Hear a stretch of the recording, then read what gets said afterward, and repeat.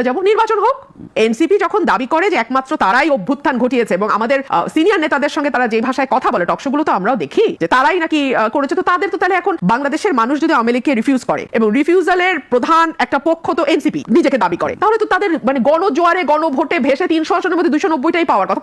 পাওয়ার পরে তারা এজেন্ডা বাস্তবায়ন করুক। বিএনপি তো তাদের মামা না, খালুও না, বিএনপি কেন তাদের এজেন্ডা বাস্তবায়ন করবে? এই সরকারের বহুমুখিতা এত যে আমরা বুঝি না। আপনি একটা প্রশ্ন করছিলেন এনসিপি তো মধ্যপন্থার কথা বলছে। আমি এনসিপির গঠনতন্ত্র তৈরি হয়েছে বলে জানি না, সম্ভবত তাদের এখনো কোনো গঠনতন্ত্র নাই। তারা ঠিক কোন আদর্শের উপর ভিত্তি করে রাজনীতি করতে যাচ্ছে সেটাও কিন্তু আমরা জানি না। আমরা তাদের রাজনীতিটা পুরোটাই দেখেছি আওয়ামী লীগ কেন্দ্রিক। আওয়ামী লীগকে ব্যান করো, আওয়ামী লীগের মানে সব পুরোটাই আওয়ামী লীগ কেন্দ্রিক। এর বাইরে তারা মানুষকে কি দেবে, তারা কি ডেলিভার করবে আমরা জানি না। তাদের দুটো দাবি, একটা হচ্ছে আওয়ামী লীগ নিষিদ্ধ করো, আরেকটা হচ্ছে বিএনপি কে দিয়ে সব সংস্কার, মানে বিএনপি যাতে তারা যা বলবে মামাবাড়ির যত আবদার আছে বিএনপি সবগুলোর সাথে তাল মিলিয়ে যাবে। এই হচ্ছে তাদের দুটো, মানে এখন পর্যন্ত মেইনলি তাদের এই দুটো জিনিস আমি দেখছি। তো এই দুটো আবদারের মধ্যে তাদের গঠনতন্ত্র কি, আদর্শ কি, তারা কি করতে চায়, তারা মানুষকে কি দেবে, তারা যদি আগামীতে রাষ্ট্র ক্ষমতা আসে। দেখুন নাজমুল ভাই, প্রতিটা দল কিন্তু নির্বাচনে যায় জিতবার জন্য, হারবার জন্য কোনো দল নির্বাচনে যায় না। সুতরাং প্রতিটি দলের একটা প্ল্যান থাকতে হবে যে আমরা ক্ষমতায় গেলে কি করব। সেরকম কোনো কিছু ডেলিভার কিন্তু এখন পর্যন্ত আমরা এনসিপির কাছ থেকে পাই নাই। সুতরাং এনসিপি যতই নিজেকে মধ্যপন্থা বলুক বা যাই বলুক, আমি আসলে এটা আমি বুঝতে পারি। তাহলে ক্ষমতায় আসতে হবে তো তাদেরকে। তারা যে বন্দোবস্তের কথা বলছে